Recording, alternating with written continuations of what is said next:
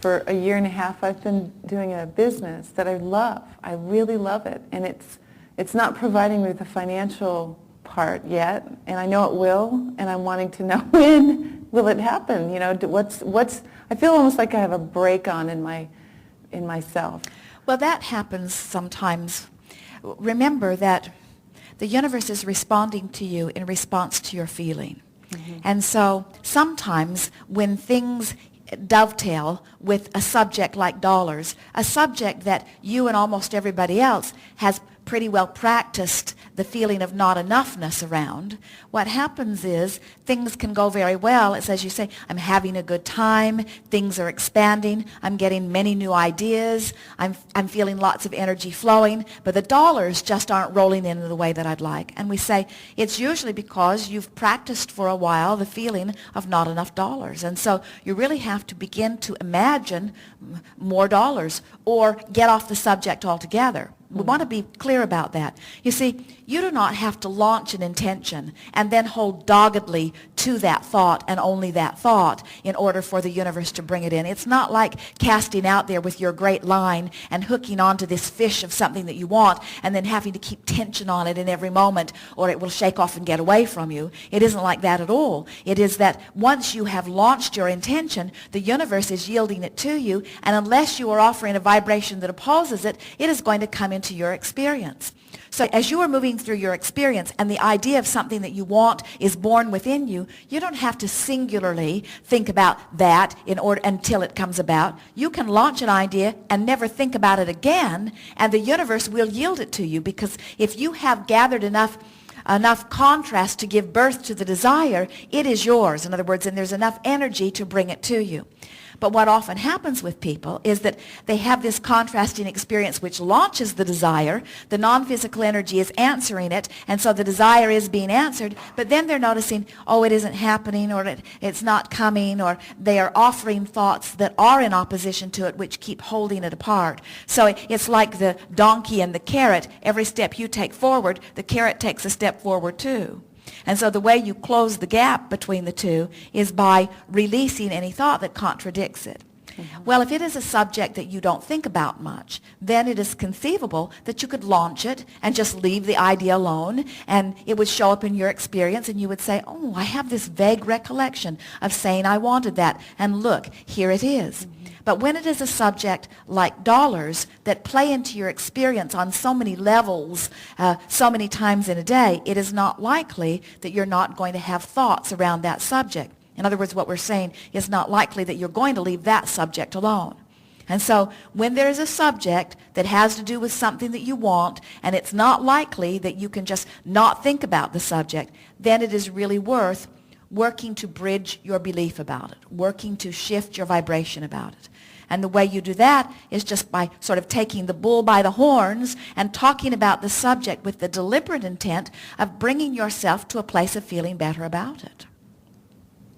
So does that mean I have to, with the 5 kids, it's hard to, I don't want to work really hard at anything active, physical life. So well, you see, do you hear what you keep doing here? And you're not alone in this. You've already forgotten the manager, because all of this has been your responsibility. The 5 kids are my responsibility. All their happiness is my responsibility. Everything's my responsibility. I've got so much responsibility. I don't have time to do the things I really want to do.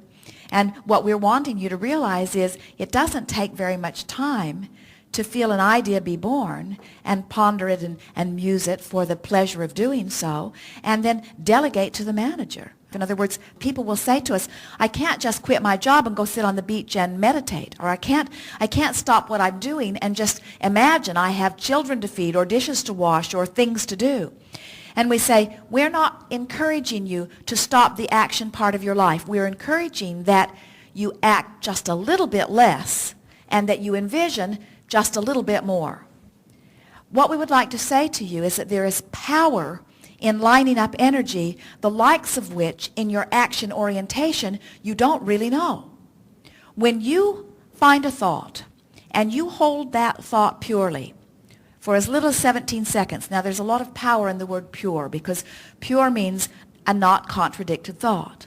When you find a thought of something wanted and you hold that purely by imagining it, pretending it, remembering something like it, musing it. When you hold that thought for as little as 17 seconds, another thought of the same vibrational equivalent, because of law of attraction, joins it. And when those two thoughts come together, there is an explosion of energy. So in order to give you an idea of the power of the thought, we would say to you that when that first 17 seconds joins, that there is an energy expansion that is equivalent to about 2,000 action hours. That's huge. When you cross the next 17-second mark, the expression of energy is 10 times the first. 20,000 action hours just by walking across that next mark. When you hold it for the third sequence of 17 seconds, another 10 times. Each time there is another 17 seconds of non-contradiction. The thought catapults into a whole new level, so that 68 seconds of pure thought has huge action consequences. You see, that's why we say one who's connected to Source is many, many, many times more powerful than one who is not, because there is no self-defeating that is going on, you see. Did we get to the heart of it? I think that's good. Thank you. Be playful about it all. I want to give you one more thing here. Sometimes our friends will come to a gathering like this and they will say, well, here I stand, while this is where I would rather stand. And then they say, oh, and Abraham has given us a process so that we can get from here to over here. I'm going to offer this visualization to get from here to over here. And what happens is, as you are offering any process to get from here to here, what happens is you're vibrating in both places. So you can't move from where you are. Nothing changes for you. So you can make much faster progress if you say, I'm offering this visualization not to get from here to over here, but I'm offering this visualization for the pleasure of the visualization. When you go to a movie, you don't say to your friends, I'm going to this movie because it's about things I want to live, and I think if I go watch the movie, I'll vibrate like the movie is vibrating, and then the universe will yield to me. Although that's not a bad way of approaching a movie. But you don't go to the movie with that intention. You go to the movie for the entertainment. You go to the movie for the distraction. And that's the way we want you to begin going to the visualization. Don't visualize to make something happen. Visualize for the pleasure of visualizing. So I just have to have a good time. You're just wanting to use any excuse in the world to let it in, to let it in, to let it in. The universe knows what you want. You just got to let it in. Thank you. Indeed.